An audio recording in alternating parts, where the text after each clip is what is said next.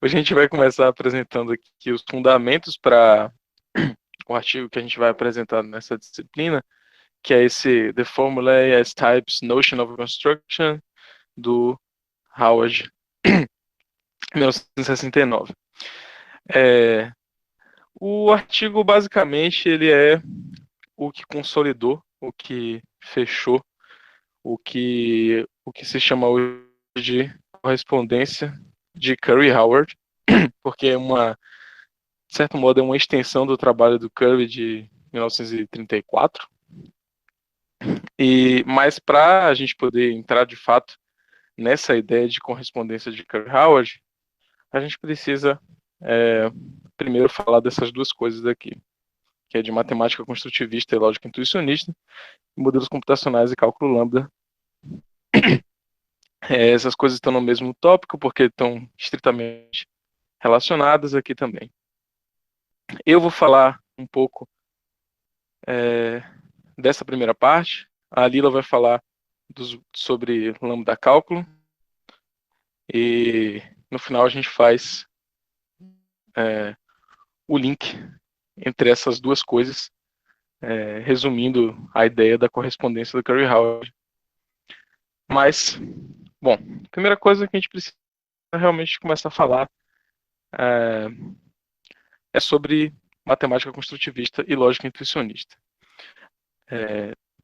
Só uma coisa interessante para dizer é que com a apresentação de hoje a gente vai conseguir dizer o que é a correspondência de Curry Howard e com as outras apresentações a gente vai explicar como é feita essa correspondência. Acho legal fazer essa distinção aí.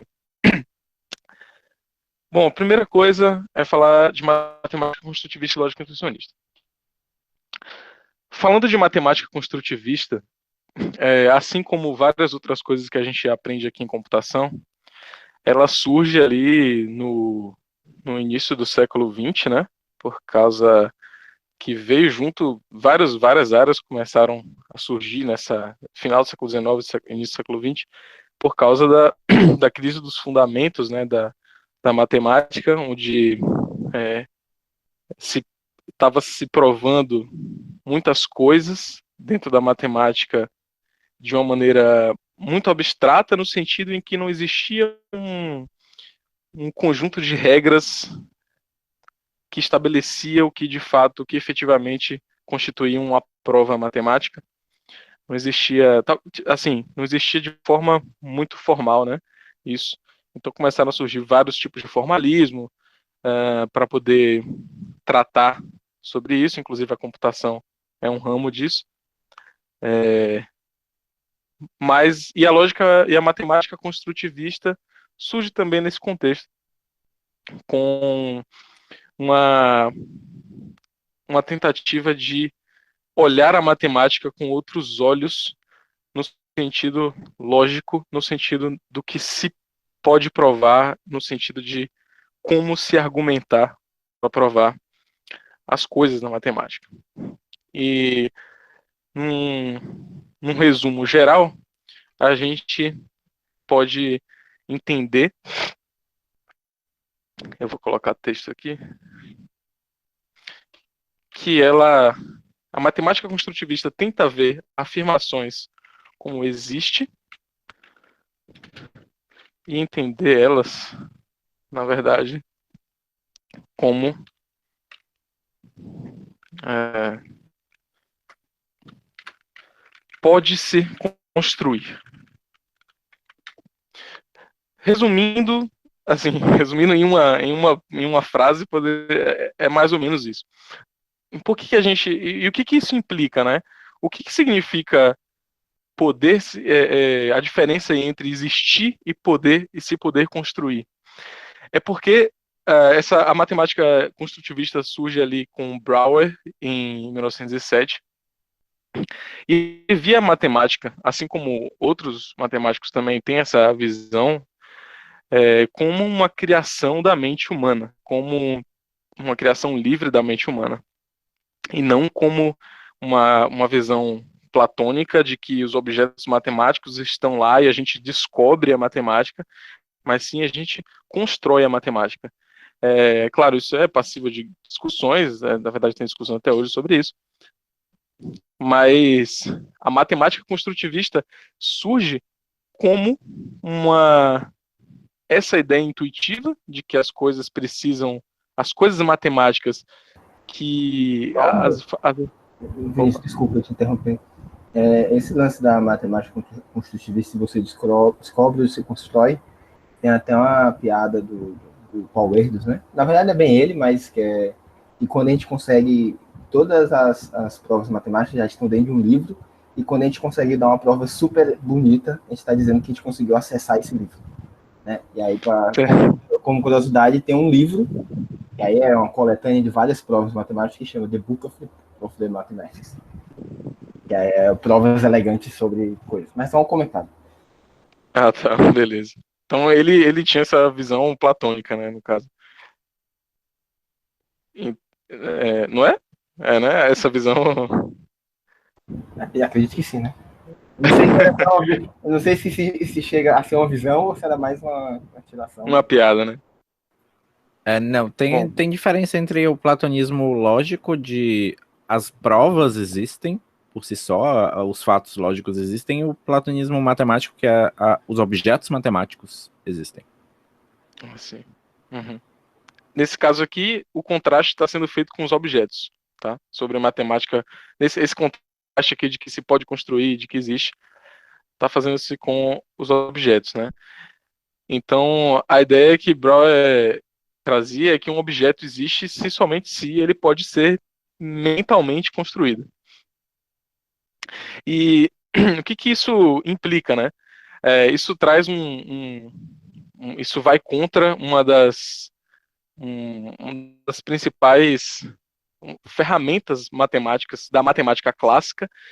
É importante lembrar que a gente até hoje usa a matemática da clássica usualmente, assim, na maioria da faculdade e tal. E a matemática construtivista, ela é um pouco, acredito eu, menos utilizada, assim. A gente não, eu pelo menos na graduação, a gente não tem muito contato com ela, assim, não diretamente. E ele via que isso traz um questionamento que é o seguinte: quando você tem uma prova da impossibilidade da existência, ou melhor, uma prova da impossibilidade da não existência de algum objeto, isso isso descreve uma construção mental desse objeto? Segundo Brouwer, não.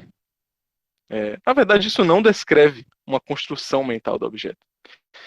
Isso você mostra que é impossível, que não existe, mas você não mostra uma construção desse objeto. Dentro da matemática clássica, provar que um certo objeto existe, para você provar que um certo objeto existe, você pode mostrar a existência dele.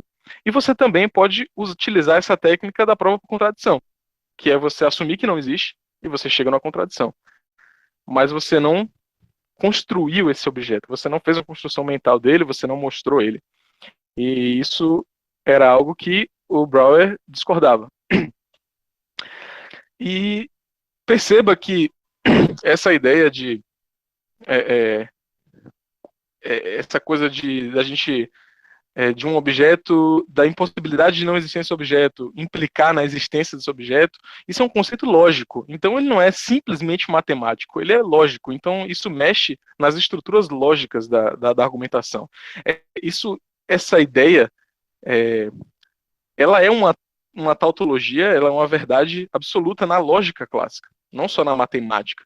Então, para você ir contra essa ideia, para você reconstruir uma matemática que não se utilize disso, você precisa reconstruir uma lógica que não se utilize disso. E aí que surge a lógica intuicionista. Ela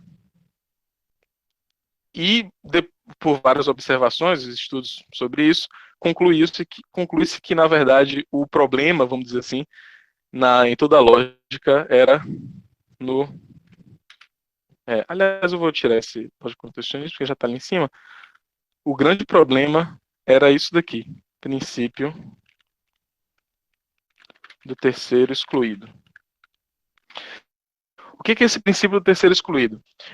Isso é princípio da lógica da matemática clássica, é uma tautologia, que afirma que se eu tenho P, uma proposição, eu tenho essa fórmula de K, ou seja, P ou não P, isso aqui é uma tautologia na matemática clássica. Isso quer dizer que uma afirmação, ou uma afirmação é verdadeira, ou a negação dela é verdadeira. Ou seja, essa fórmula P acontece ou não P acontece, isso aqui é verdade sempre. Porque é justamente essa ideia de que ou a coisa acontece ou a negação dessa coisa acontece. E esse princípio, para você realmente tirar essa ideia, né, e entrar nessa ideia de construção e tirar essa ideia da prova por contradição de existência, você precisa retirar esse princípio. Você precisa pensar de outra maneira. Você tem que desconsiderar esse princípio, porque quando você considera esse princípio de forma geral, assim, você realmente entra nessa questão de poder provar por contradição a existência de um objeto. Outro problema também, mas que no final das contas essas tautologias terminam sendo equivalentes nesse contexto, é dizer que não P implica P, né? Essa é outra tautologia na matemática clássica, que se você tem a negação da negação de algo, isso implica nesse algo. Outro conceito aí que também entrava em problema com um problema nessa lógica intuicionista. Acontece que Brouwer acreditava que essa lei do terceiro excluído era equivalente a você assumir que todo problema matemático tinha uma solução, e para ele isso não era razoável. Então, posteriormente se percebe que, na verdade, esse é o único problema da nossa da ideia de construção. Eu digo o único problema porque a lógica intuicionista, ela é basicamente a lógica, vou até escrever isso. A lógica intuicionista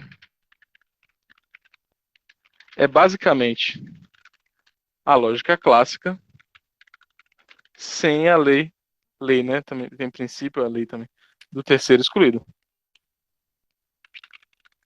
Basicamente, se você tira esse princípio, se você tira essa lei e você tira qualquer coisa que pode derivar dessa lei, você tem a lógica intuicionista. Então, a lógica intuicionista é baseada nisso completamente. E aí aí começa a surgir diferentes formalismos para descrever essa lógica. Então você agora tem uma lógica que consegue fundamentar uma matemática construtivista, que retira essa lei do terceiro excluído e que nesse sentido, como ela é basicamente a lógica clássica sem a lei do terceiro excluído, também se tem um resultado de que a lógica intuicionista ela está contida na lógica clássica. O que quer dizer isso, né? Basicamente, uma lógica, você pode ver uma lógica como o conjunto de fórmulas lógicas que são verdadeiras dentro dessa lógica. Você pode enxergar a lógica dessa maneira. Então, tudo que é verdade na lógica intuicionista também é verdade. Vou botar o símbolo aqui. Também é verdade na lógica clássica. Tudo que é verdade na lógica intuicionista também é verdade na lógica clássica. Ou seja, você consegue.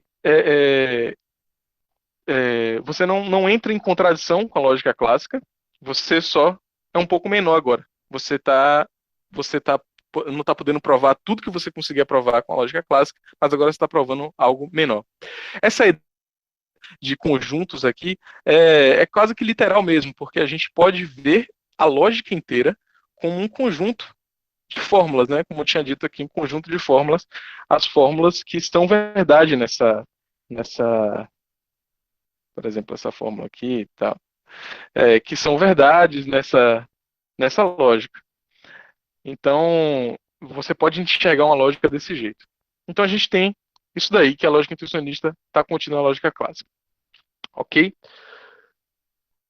A lógica intuicionista, a gente tem uns exemplos que eu peguei da Wikipedia aqui, do tipo de coisa que são aceitas e que não são aceitas, mas basicamente é, você tem vários argumentos dentro da teoria da medida, por exemplo, que não são construtivos. A teoria da medida, que é a base para a probabilidade e tal, assume a medida de Lebesgue, que é definida tipo assim, essencialmente não construtiva. Você tem a diagonalização de Cantor também, que o argumento utilizado é essencialmente não construtivo, então tudo isso termina ficando de fora. Mas, assim, isso não quer dizer que você não pode encontrar outras maneiras de provar certas coisas. Mas essa questão de cardinalidade e tal fica um pouco diferente, mesmo, de fato. Mas, é, mas não é tudo, não é tudo. Dá para fazer muita coisa, inclusive dá para construir os números reais e a aritmética dos números reais usando toda essa ideia de construção. Inclusive, vários preceitos, vários conceitos, você pode reduzir o escopo, basicamente, desses conceitos e para meio que reduzir o escopo para coisas mais computáveis, vamos dizer assim, claro, sem entrar em nada formal aqui. E então você poderia derivar várias coisas da teoria da medida, só que com um escopo menor. Outro exemplo é o axioma da escolha, que você tem uma versão, pode ter uma versão mais enfraquecida do axioma da escolha na lógica intuicionista, sem derivar o, o princípio do terceiro excluído, então continua consistente. E você também. É, e você também tem a lei do terceiro excluído para um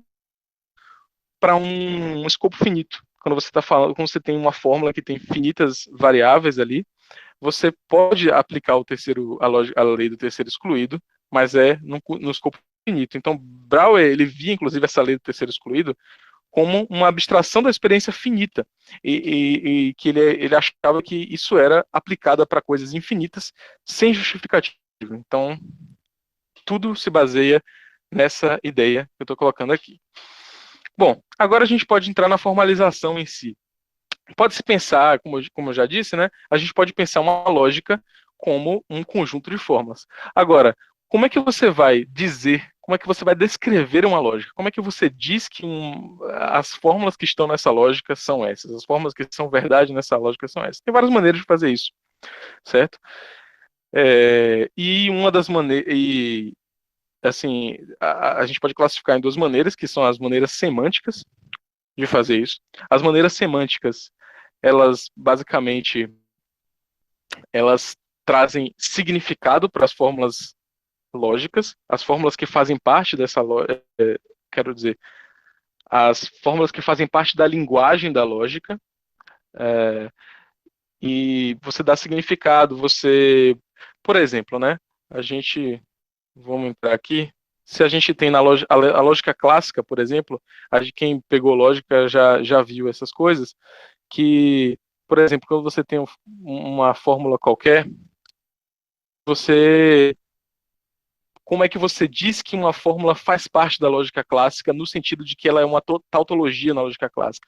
Você basicamente, de forma semântica, isso aqui na lógica proposicional, tá? Não de predicados, mas a semântica, para fazer isso semanticamente, o que você faz é você atribuir valorações a essa fórmula, valorações no sentido de, você quer avaliar a fórmula toda, então você vai ter que pegar cada variável proposicional e atribuir se ela é verdadeira ou falsa. E fazendo isso, você vê todas as possibilidades, né? E se todas essas possibilidades, ou seja, se isso aqui for verdadeiro, isso aqui for falso, se isso aqui for falso, isso aqui for verdadeiro, isso aqui é verdadeiro, isso aqui é verdadeiro, isso aqui é falso, isso aqui é falso. Indo em todas as possibilidades e verificando se os resultados possíveis, através de uma forma algébrica, né, essa é a semântica da lógica proposicional clássica, você verifica se todas dão verdadeiro no final, dão 1, né? Então essa é uma maneira de verificar se uma fórmula é tautologia. Agora, tem a maneira sintática de fazer isso, que normalmente é feita através de um cálculo. E o que é um cálculo? Certo?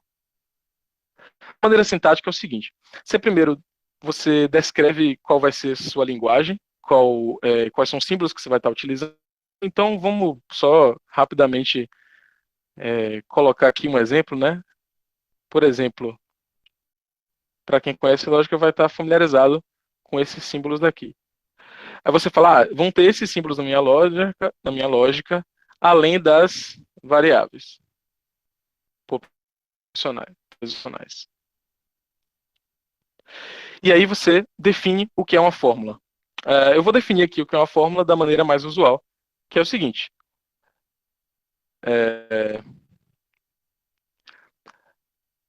P, Q, A, B, dot, dot, dot, são fórmulas.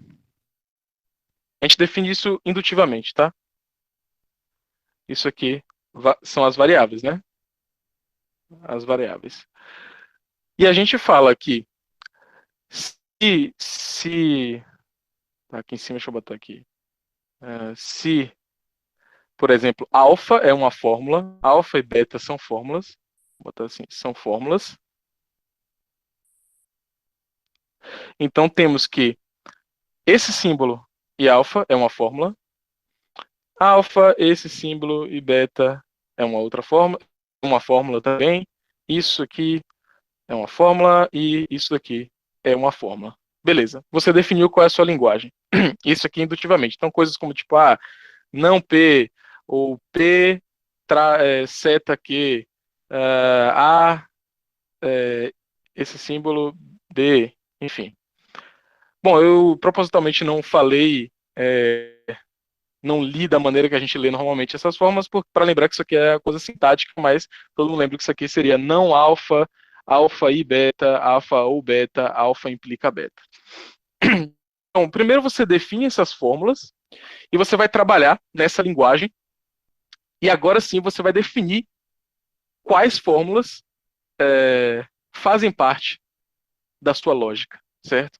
Isso aqui é o que define todas as fórmulas. Tem fórmulas que vão ser verdades, tem fórmulas que vão ser tautologias na sua lógica, tem fórmulas que não vão ser, e você precisa descrever o que é uma fórmula verdadeira na sua lógica, o que é uma tautologia.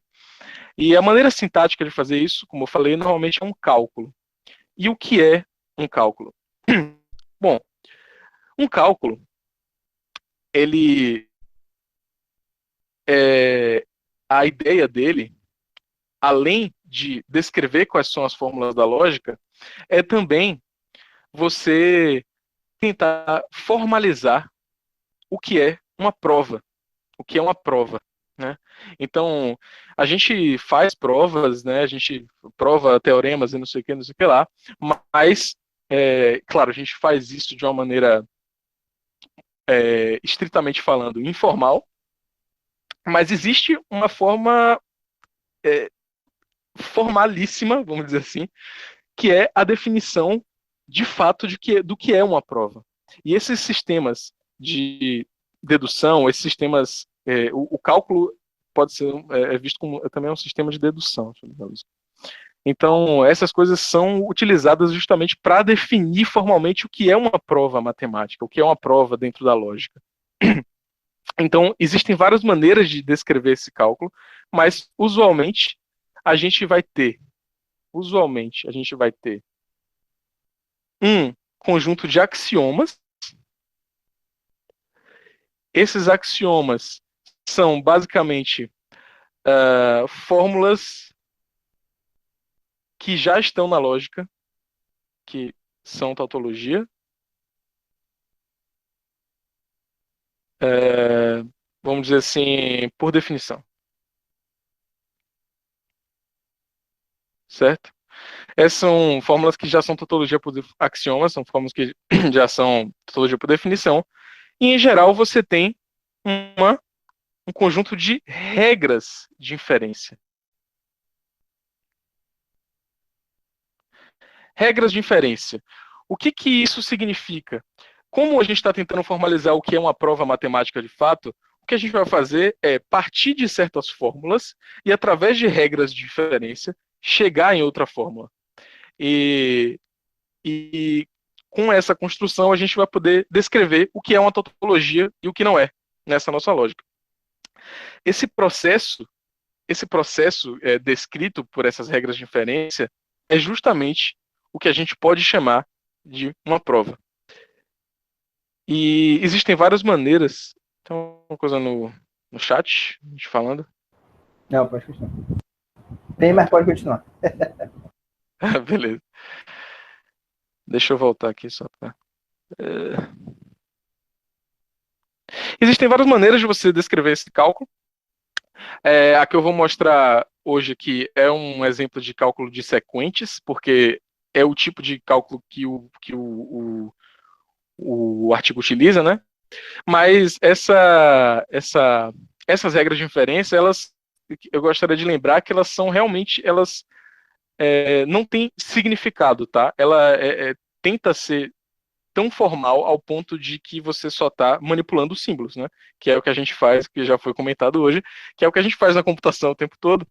É, e por isso, talvez, a parte sintática seja a parte que o Howard utilizou aí para fazer essa ligação com o lambda cálculo, porque de fato é somente uma manipulação de símbolos a parte sintática. Então, você tem uma fórmula, ou seja, um conjunto de símbolos ordenados de uma maneira específica, e você simplesmente está aplicando regras, olhando para esses símbolos, como é que eu faço para aplicar essa regra? É assim, tal, tal. Você chega em outro símbolo, em outra string, né? Outra string de símbolos, depois outra string, tá lá, até que você chega em uma que é aquela string que representa o que você gostaria de provar, né?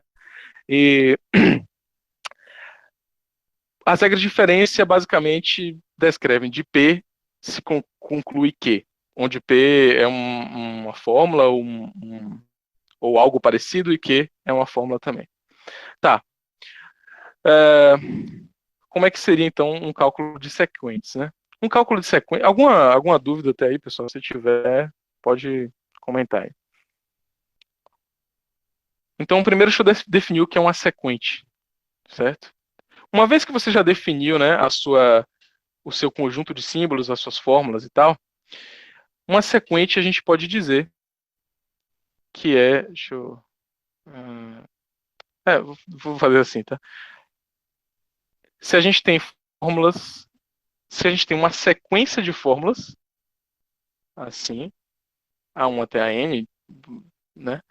Esse símbolo e B, onde isso aqui são fórmulas, tá? Fórmulas, isso aqui também, tudo fórmula.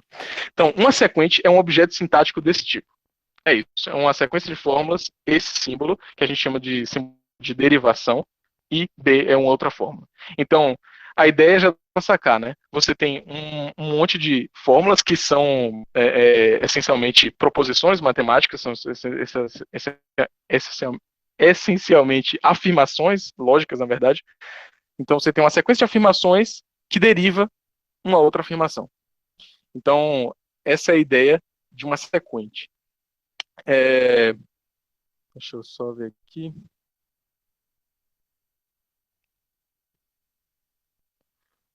Então, e no cálculo de sequente você também tem uma lista de regras de inferência, certo?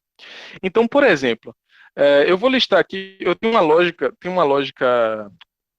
tem um cálculo, na verdade, um sistema chamado LJ, que é um cálculo de sequência que reflete exatamente a lógica intuicionista. Eu vou colocar aqui só uns exemplos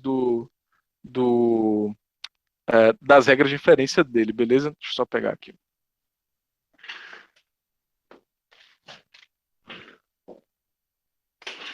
Então, eu vou escrever as regras de inferência e talvez não fique claro do início, mas eu vou deixar claro depois, certo? A gente vai só colocar os nomes delas aqui. Vou tentar ser rápido para não tomar muito tempo.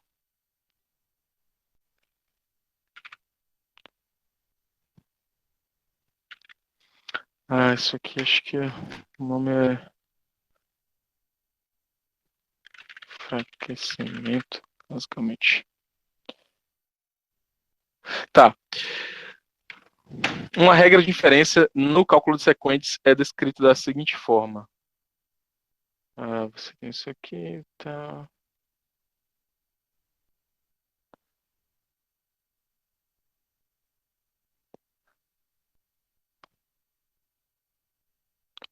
Tá, o que que significa isso daqui? Quando a gente escreve aqui essas letras gregas maiúsculas, o que eu estou querendo dizer é que isso aqui é uma lista de fórmulas anterior, uma sequência de fórmulas que foi, sei lá, uma, dois, chegou em beta, alfa, depois a gente tem outra sequência, blá, blá, blá, blá, blá. Isso aqui é uma sequente, certo? Então, uma regra de inferência no estilo de cálculo de sequentes é basicamente uma descrição de você colocar de uma sequente, ou seja, dessa sequente, ou melhor, de uma sequente deste formato, você conclui uma sequente desse formato. Então, esse aqui é uma sequente, isso aqui embaixo é uma outra sequente. Então, as regras de inferência, elas descrevem de uma sequente, partindo de, descreve assim, tipo, de uma sequente desse formato, você chega em uma outra sequente desse outro formato. A regra de permutação, ela é simples, ela só quer dizer que você consegue inverter a ordem de duas fórmulas dentro de uma sequência anterior e você consegue o mesmo resultado, basicamente. A contração é isso aqui.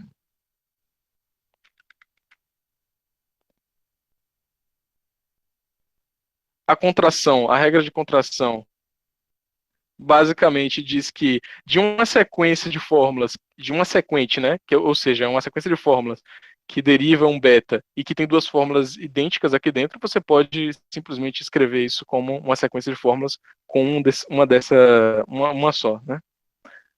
O enfraquecimento é basicamente, se você tem, vou botar um beta aqui.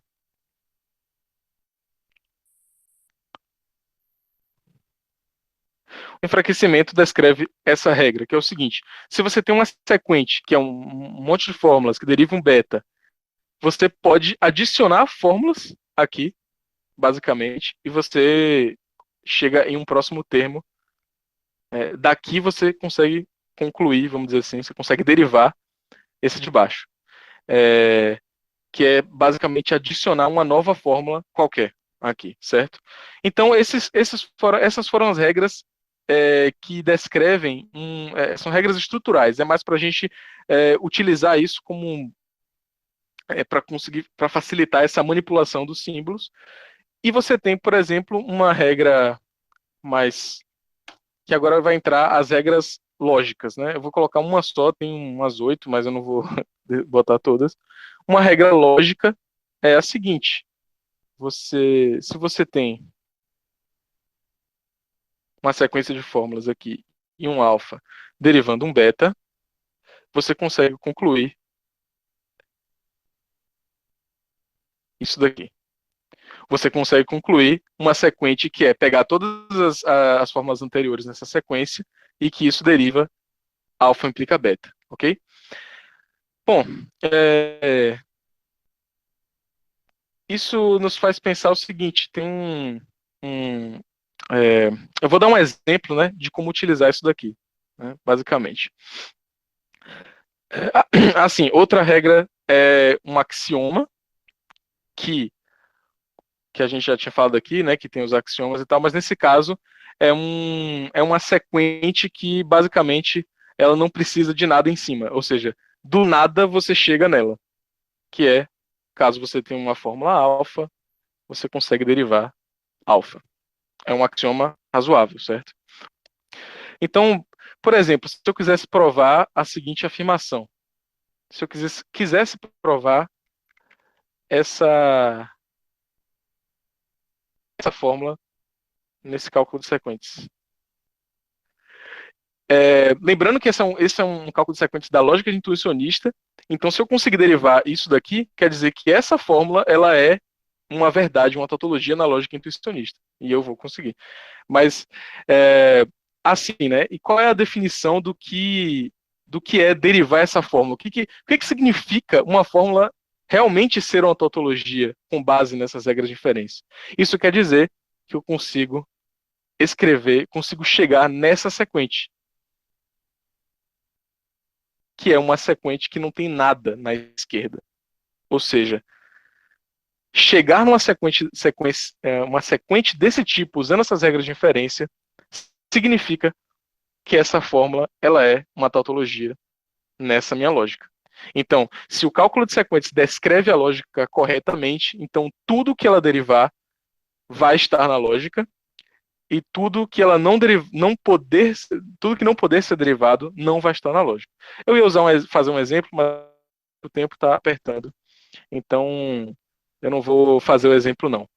Mas basicamente é isso. Usando essas regras de inferência, você consegue chegar em descrever todos os seus elementos da lógica, né? Todas as suas fórmulas que são verdade.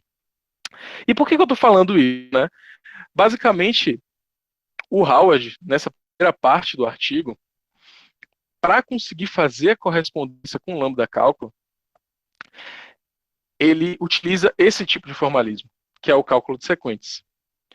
Ele utiliza um cálculo diferente, mas esses são os objetos nas quais ele vai trabalhar para fazer essa correspondência com o lambda cálculo.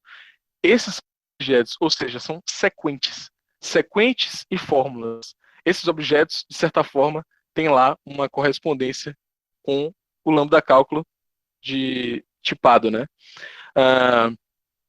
Eu vou voltar à forma que estava aqui.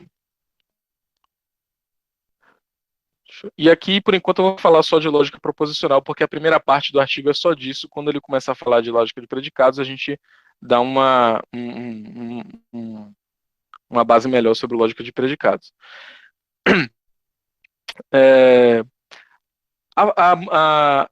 O que ele mostra no artigo, o cálculo que ele mostra no artigo ele começa utilizando uma lógica um pouco diferente, que é a lógica intuicionista, a lógica positiva implicacional, que é uma lógica que admite somente esse conectivo de implicação. Você não consegue descrever assim todas as fórmulas que você conseguiria descrever, mas é como se fosse uma parte da lógica toda a parte da lógica intuicionista que você consegue derivar com implicação. E as regras que ele utiliza para esse cálculo são precisamente essas regras de K, que eu já descrevi, e mais uma regra que ele coloca lá. Esses são os bloquinhos que ele vai utilizar para fazer essa correspondência com o lambda cálculo.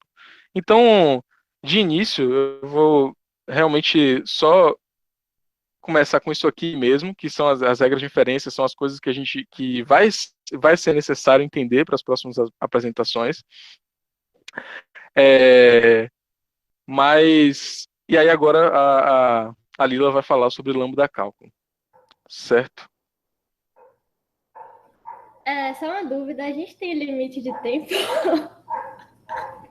10h25. Tá bom. Alguma dúvida, algum comentário, coisa assim, sobre essa parte?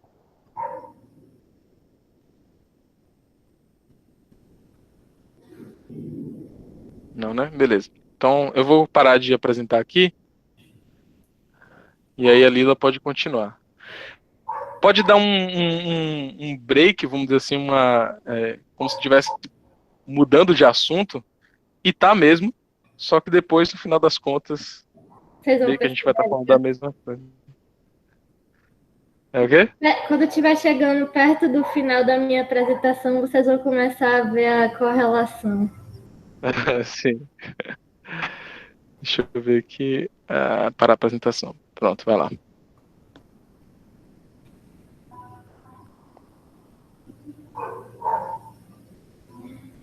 Vocês acham que minha voz está baixa? Porque qualquer coisa eu posso pegar o fone. Não, dá para ouvir. Beleza. Tá compartilhando aí, né? Sim. Sim. Tá. Certo. Vamos lá.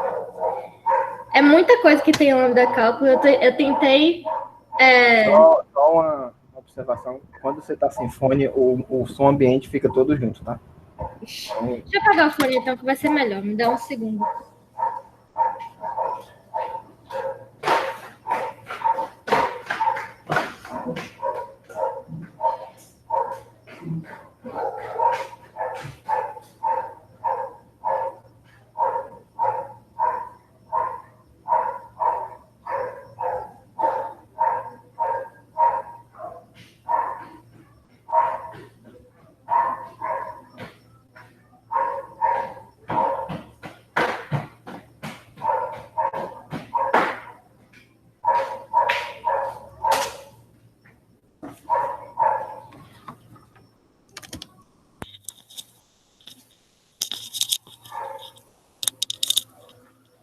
Pronto. Melhorou?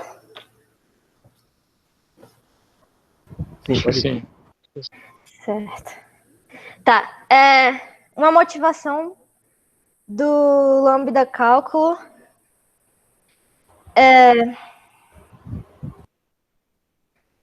imagine que você tem uma expressão x menos y. E aí você pode usar a função f de x para ter algo assim. Ou a função g de x, ou g de y. E aí você vai ter algo assim. E nos dois casos a gente já conhece, você vai substituir aqui ou aqui. Beleza, no lambda cálculo a gente vai ter a mesma coisa. Só que a notação vai ser assim. Lambda xy para x. Na verdade, se for essa f, vai ser lambda x para x menos y ou lambda y para x menos y. E aí, eu poderia ter uma substituição com os dois parâmetros. Um h de x, y, e agora eu consigo substituir os dois parâmetros na lambda cálculo. A gente também consegue fazer algo assim se a gente tiver um h que é igual a lambda xy, x menos y. Então, o que está acontecendo? Você tem uma função lambda, e aqui você tem dois parâmetros que vão ser substituídos. Eu posso pegar essa função lambda e aplicar a um a qualquer. E aí eu vou ter a... Certo. E aí eu vou ter... Aplicando h a eu posso ter algo assim. Lambda xy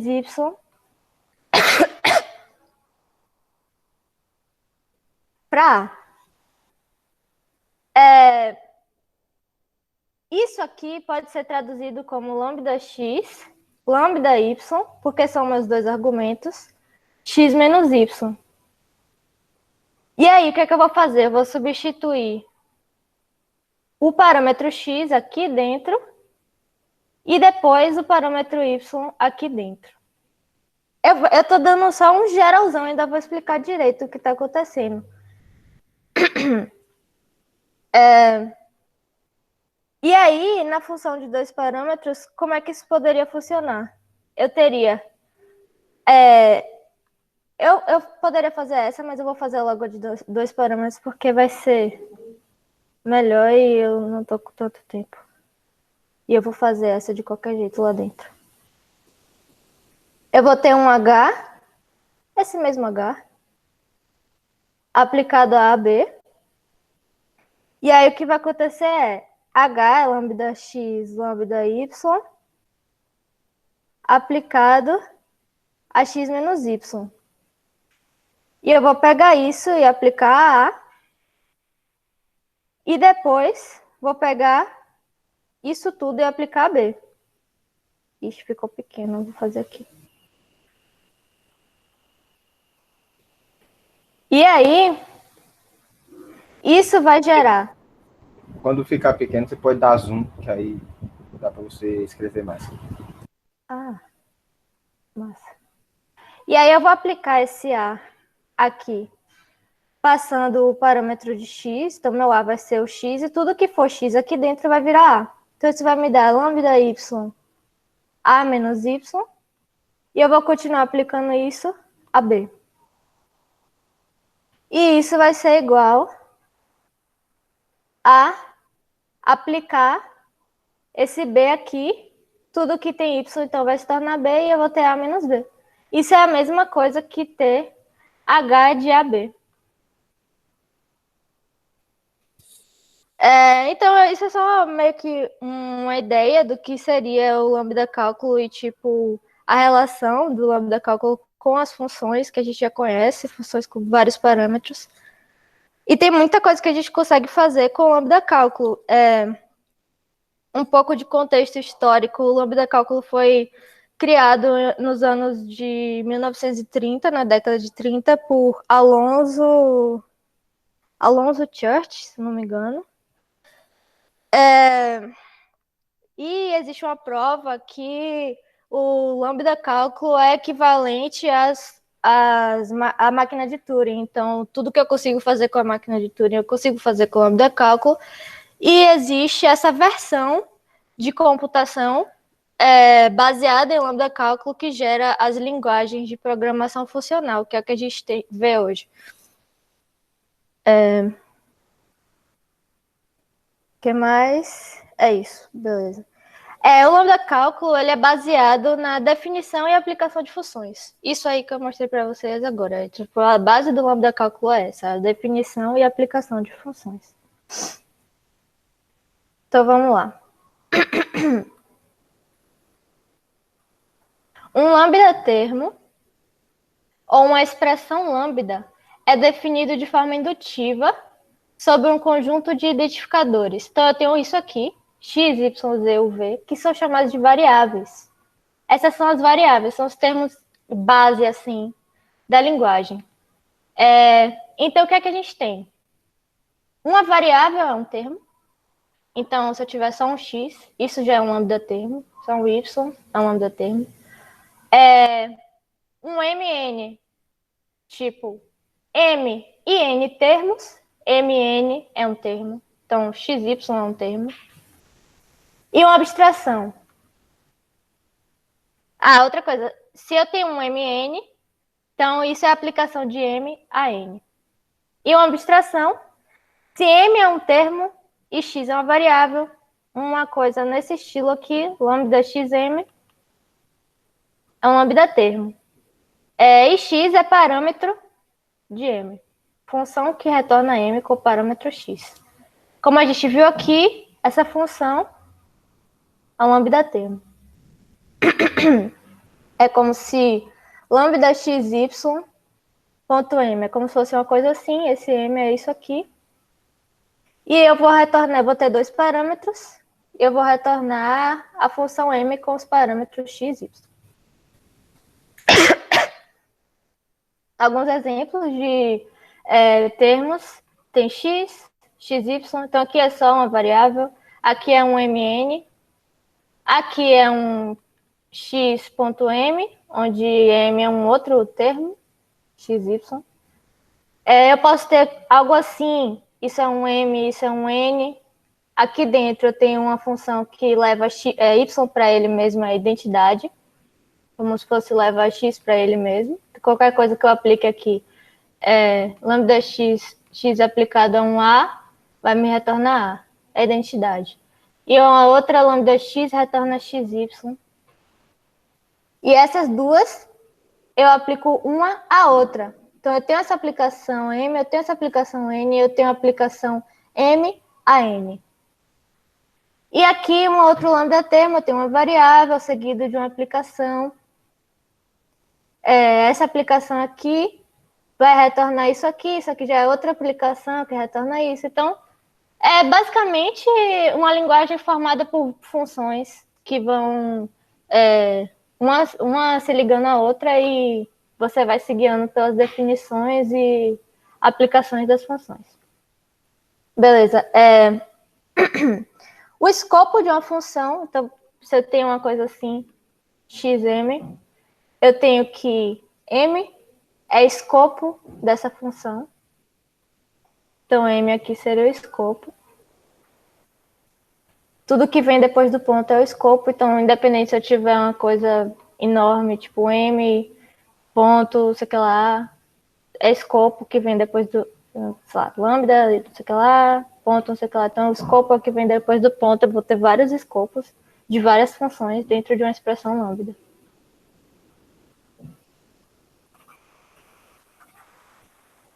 Tá, uma variável livre, aí já começa a se ligar com a lógica. Já dá para perceber algumas pequenas relações, que lá também tem as variáveis livres ligadas. Uma variável livre é uma variável, deixa eu pegar um exemplo aqui, que aí dentro do exemplo eu mostro melhor. Não pode ser esse aqui, não, acho que eu já ia mostrar. Tudo bem. Uma variável livre é uma variável que ela não é ela não está no parâmetro, por exemplo, x, y, z. Z é livre porque não tem nenhum z aqui nos parâmetros da função. Livre. Já y, ela não é livre, ela é ligada, porque tem um y no parâmetro. Então, ela é ligada. Existe também a definição de ligadora, que é no caso desse y aqui, ele é ligador. Porque esse aqui é ligado e quem liga ele é esse. Então, ele é o ligador.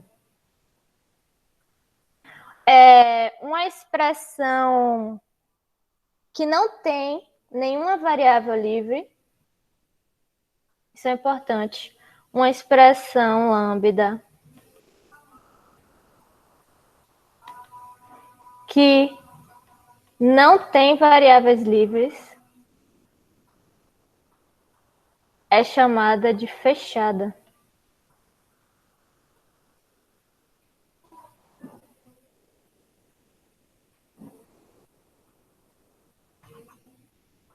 Então, é um termo fechado. Um termo lambda fechado não tem variáveis livres. Então, aqui, por exemplo, se a gente fosse avaliar esse y aqui, ele seria o quê? Livre ou ligado? Algum palpite?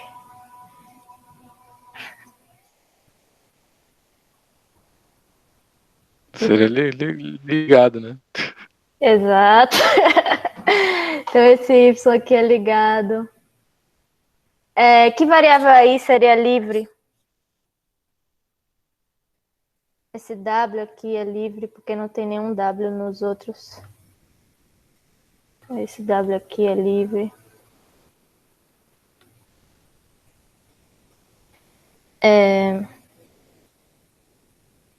Esse x aqui é livre, não tem nenhum termo que liga ele. Então é isso. Uma coisa importante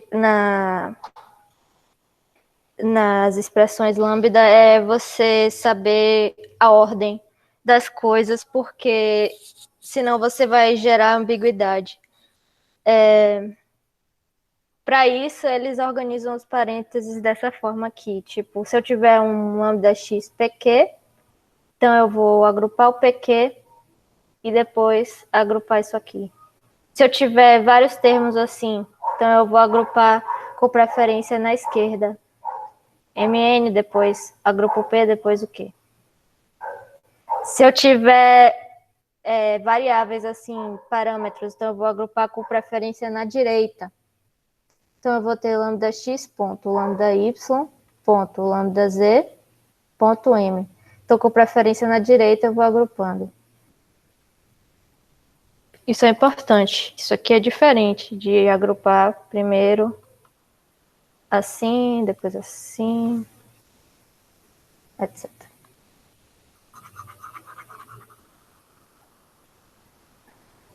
Isso é só uma observação mesmo. Certo? Então, o que seria uma redução beta? Uma redução beta é eu aplicar a função e conseguir substituir a função de alguma forma. Então, nesse caso aqui, Eu estou aplicando essa função aqui a y, certo? E aí o que aconteceria? Aqui tem uma pequena questão. Olha só, eu vou fazer de um jeito e vocês me falam o que está acontecendo. Eu vou fazer isso aqui. Eu vou aplicar essa função a y. Então, aplicando essa função, eu vou pegar lambda x como parâmetro e esse parâmetro vai retornar essa função aqui com y no lugar do x. Então, vai ser lambda y, ponto. Y. Qual o problema que eu tenho aí? Alguém identifica? Valendo nada. Valendo um ponto na média, né? Você tem um. Não sei. Esse y é igual a esse y?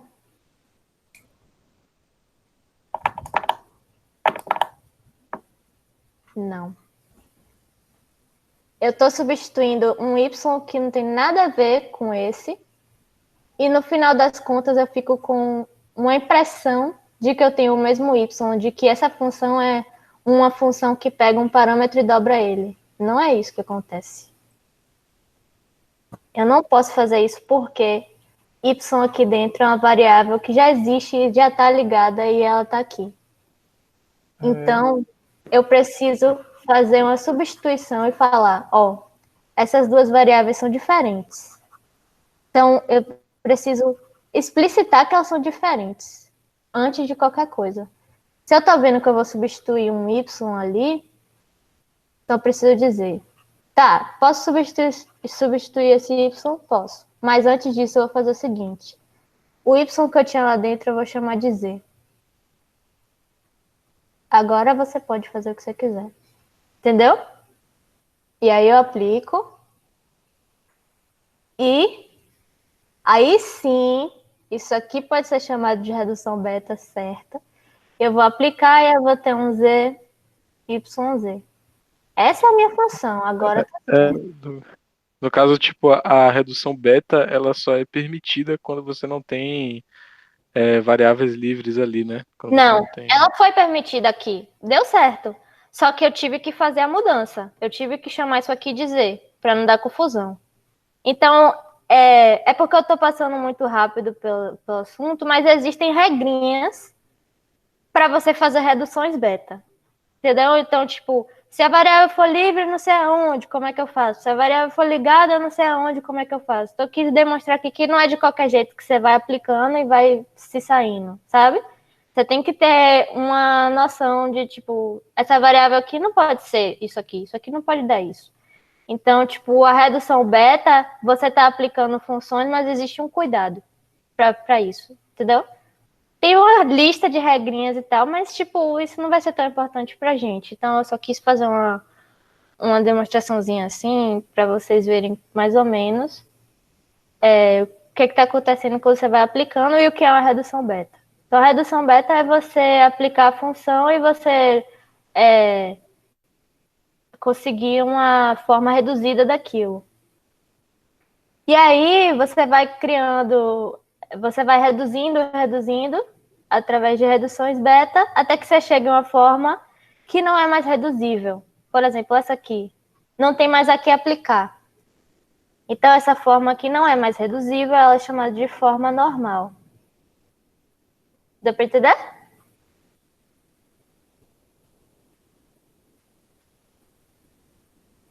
Ótimo. Quem cala consente, tá todo mundo entendendo, muito bom. Tá. Com as funções lambda, com os lambda termos, a gente consegue escrever tudo o que a gente quiser, porque, como o Turing provou, é equivalente às máquinas dele.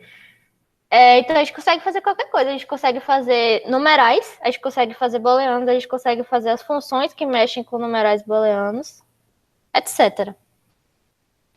Um exemplo disso aqui. Um booleano eu posso escrever como o true como lambda xy retornando x e o false como lambda xy retornando y. Certo? Isso é tipo uma convenção. Existe um motivo, óbvio, dá para ser provado e tal, mas enfim. Aí eu posso ter uma função end, por exemplo. End vai retornar. Eu posso só fazer um comentáriozinho? Aham. Que, tipo, você falou de existir um motivo e tal, porque a maneira como se define um if else, por exemplo, né? Tipo, ele é de forma que definido true e false desse jeito acontece certinho da maneira que a gente imagina, né? Da maneira que a gente espera, né? Sim. É meio que tudo feito para funcionar, para dar certo. Sim.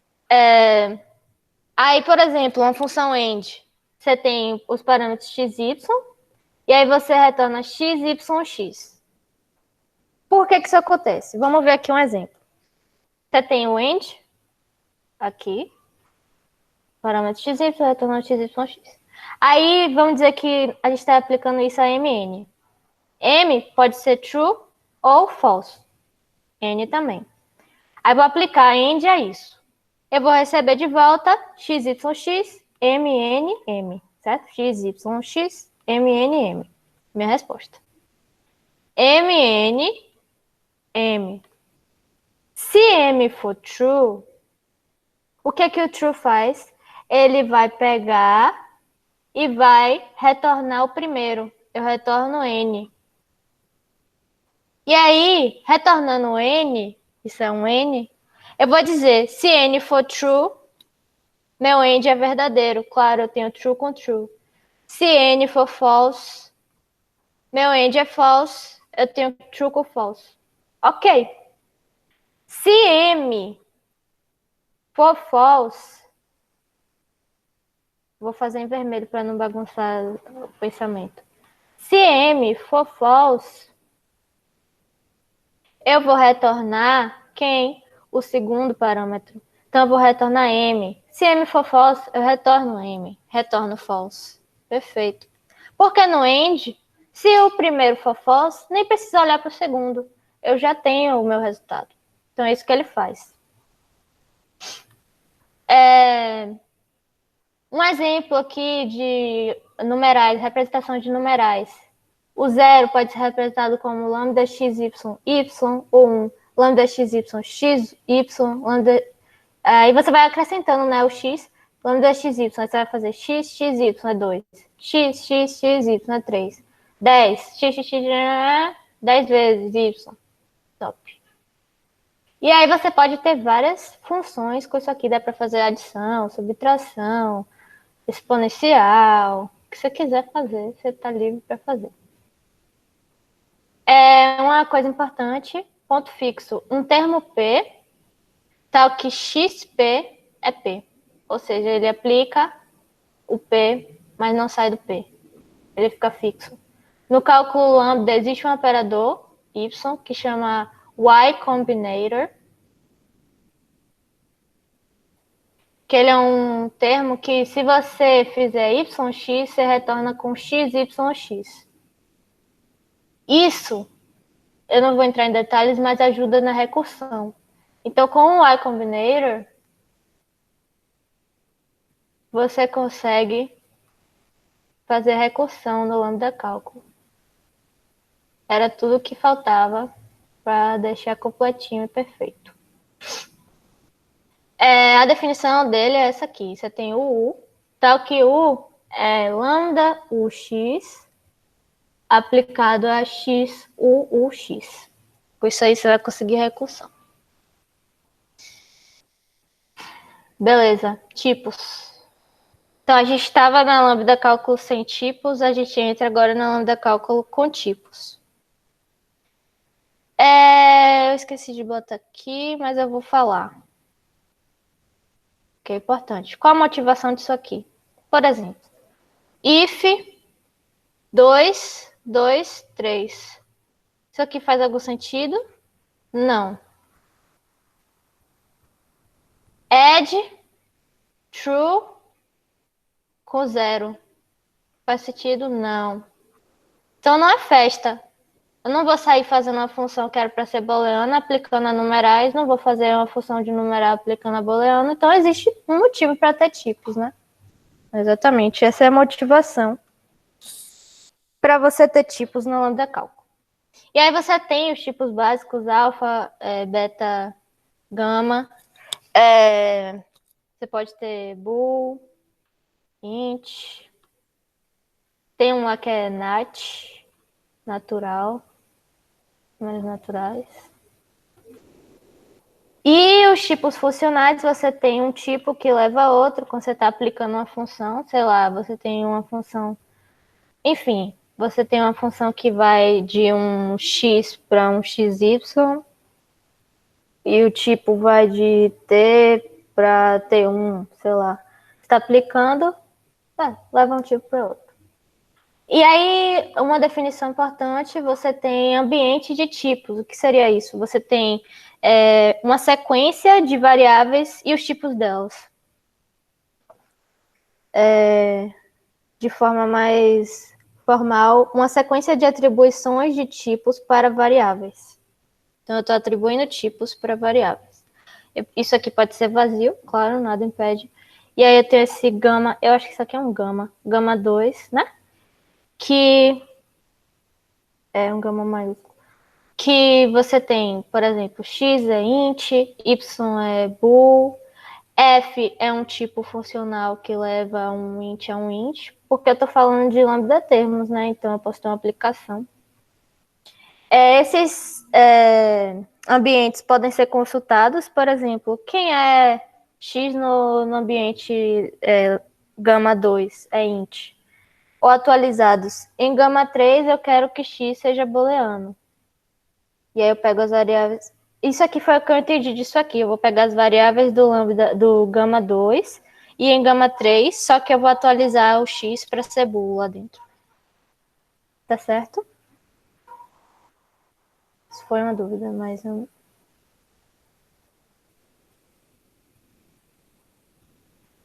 ainda tô na call? Tô. Tá sim, tá sim. Eu não entendi a pergunta, Lila. Também não. Eu queria saber se tá certo. Primeiro eu entendi que ela não entendeu a letra dela, depois ela fez uma pergunta. Não, tipo assim, eu quero... É que eu entendi isso, mas posso estar falando besteira, porque eu entendi que quando você está atualizando, o que você está fazendo aqui nesse caso você tem um gama 3 e o gama 2. Aí você fala, lá no gama 3 eu quero as variáveis de ambiente de gama 2, mas lá dentro do gama 3 o x vai ser booleano. Eu quero atualizar o x para booleano.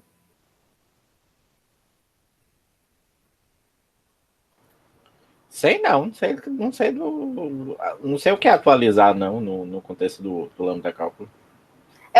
Eu entendi assim, porque em gama 2 você tem que y é booleano. Desculpa. Que x é int. Lila, Aí você Lila, fala, em gama 3, eu quero... só um comentário rapidinho. Você sabe que tem aquele símbolozinho aí do seu lado esquerdo, lá, em vez da caneta lá embaixo? De mostrar, né? Isso é de mostrar. Não, eu não sabia, não. Porque você pode escrever à vontade e não ficar... Se você clicar, ele vai... Que massa. Eu imaginei que você não soubesse. Sim, eu acho que é isso mesmo. Você está atualizando o símbolo e passando para outro lugar. Então você está tipo em gama 3.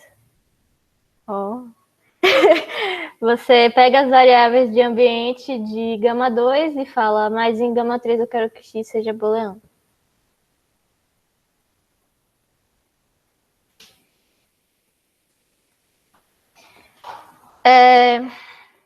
Julgamento de tipos. Isso aqui significa que é do tipo T no ambiente, esse ambiente aqui de gama. Então, em gama, é do tipo T. Para que a gente precisa disso? Porque quando a gente vai fazer um sistema de tipos, você vai precisar desse julgamento. Um sistema de tipos é uma coleção de regras. Aí já tem outra relação aí que dá para fazer com o que o Vinícius estava falando. Ó isso aqui. Igualzinho, velho. Fiquei emocionada. Sistema de tipos. Você tem uma coleção de regras que permitem você construir julgamento de tipos. A sintaxe é bem parecida com a sintaxe do lambda cálculo sem tipos. Você tem uma variável, você tem uma aplicação. Isso aqui é um nosso MN, como se fosse isso. Você tem uma aplicação de 2 termos. E aí você diz assim, lambda x é do tipo t, ponto E. Lambda x, você está falando a variável x é do tipo t. Isso aqui que está falando. No caso do lambda cálculo sem tipo, você tinha algo muito parecido. Você tinha que a construção era feita com as variáveis, você tinha uma aplicação, e você tinha que lambda x ponto E é uma função com o escopo E. Mesma coisa. A única diferença é que aqui você está tipando. E aí você tem, nesse sistema, algumas regras, tipo, isso aqui é uma premissa e isso aqui é uma conclusão. Se gama x, no ambiente gama, x é desse tipo t, então eu vou ter aqui isso aqui, que em gama x é do tipo t. Na abstração, por exemplo, se x é do tipo t1 e eu tenho que é um termo do tipo t2, aí eu vou ter que lambda x t1, porque x é t1, ponto E, vai levar um t1 para um t2. Porque é t2, x é t1, eu estou pegando um parâmetro x que é t1, ponto E aplicando a E, isso aqui vai me levar de t1 para t2. E se eu tiver uma aplicação, eu tenho que gama vai de t para t', gama é E', porque aqui na aplicação eu tenho 2, né? Então o E é uma função que vai de t para t', o E' é em t. Então, a aplicação de E em E' vai me levar para t', porque é essa aplicação aqui. E isso ocorre perfeitamente por quê? Porque E' é t, então eu saio de t para t'. E é isso, tem essas regrinhas aí. E uma observação é que o cálculo lambda tipado simples não é Turing completo. O que isso significa? Significa que, nesse caso, no cálculo lambda tipado, todos os termos possuem uma forma normal. Lembrando que uma forma normal você consegue reduzir até você chegar numa forma que é irredutível. Você não vai mais conseguir reduzir aquela expressão. E no lambda cálculo sem tipos, existem expressões que você não consegue reduzir. Por exemplo, se eu não me engano, x.xx, x.xx. Aí você aplicando isso a isso, você vai ter que x vai ser isso aqui.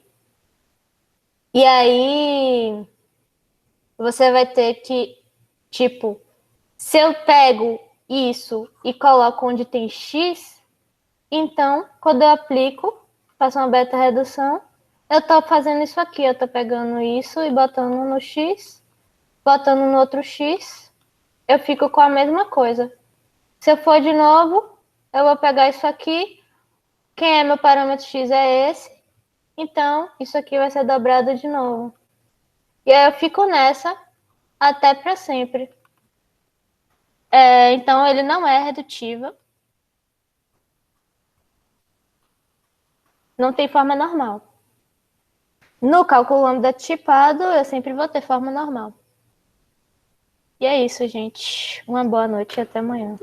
Só uma coisa em relação a isso, Lila, é importante perceber que, pela definição, essa fórmula também existe no cálculo lambda tipado, tá? A única diferença é que no cálculo não tipado, você pode aplicar essa redução. Então, você pode aplicar a redução e chega na mesma fórmula, então nunca termina a redução. No tipado, como esse argumento não satisfaz o tipo que a função espera, você não pode aplicar a redução. Então, essa já é a menor forma possível, que não tem nenhuma redução para aplicar. Entendi. Então, para a gente concluir, né, sobre isso tudo, bom, parecia realmente duas coisas diferentes, apesar das semelhanças, mas realmente são dois assuntos, são duas linhas que historicamente começaram caminhos diferentes, né? É uma questão de formalização de provas e pensando na matemática, a parte filosófica, mais a parte filosófica, e a outra era voltada para essa questão da computabilidade mesmo. Só que a gente quis mostrar realmente essas duas coisas separadas, porque o que a gente vai ver nas próximas apresentações é que, apesar da gente parecer estar falando de duas coisas diferentes, essencialmente, no final das contas, a gente está falando da mesma coisa. Especialmente quando ela começa a falar de cálculo lambda tipado, porque é isso que a nossa correspondência de Curry-Howard vai afirmar, é isso que ela vai mostrar, que existe uma correspondência direta, um isomorfismo entre entre as sequentes na hora de você fazer uma dedução, uma prova, e os programas, né? Porque cada termo aí no cálculo lambda é um programa, no final das contas. Então, cada programa tem uma sequente correspondente. E isso e os tipos aqui são vistos como as fórmulas. Então, ele vai trabalhar com um sistema que é usando só o símbolo de implicação, né, como eu tinha comentado. Ou seja, esses tipos, essa setinha, esse T implica T', eles podem ser lidos exatamente como uma fórmula de é isso que ele vai fazer.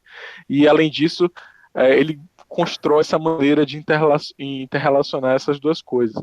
E aí traz uma discussão muito interessante sobre questões filosóficas, porque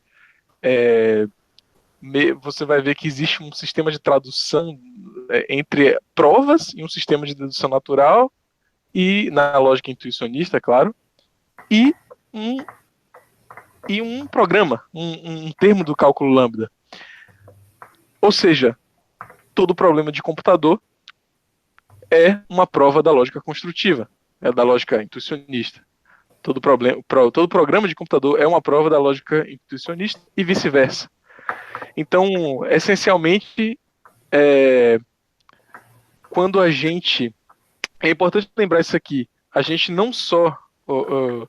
a gente, apesar de utilizar a lógica clássica, muitas das provas que a gente faz são provas aceitas dentro da lógica intuicionista. São provas construtivas, especialmente na área de computação, que a gente tem combinatória e tal. Muitas dessas coisas, elas são perfeitamente plausíveis dentro da lógica intuicionista. Então, a gente várias vezes está fazendo provas que são intuicionistas e, portanto, são programas. Então, isso é muito interessante observar, porque a gente, no final das contas, essencialmente está programando aí quando a gente está fazendo uma prova que está de acordo com a argumentação intuicionista.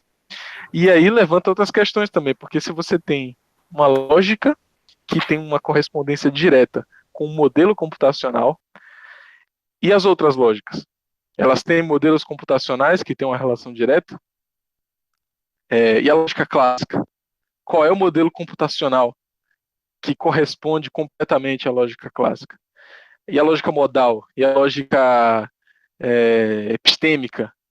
Então, pode ser que a gente tenha, para cada lógica, um modelo computacional e vice-versa. Para cada modelo computacional, uma maneira de enxergar os programas como provas. Então, a motivação não, né? A conclusão assim sobre o resultado desse artigo é realmente interessante nesse sentido. E a gente vai apresentar ele nas próximas apresentações.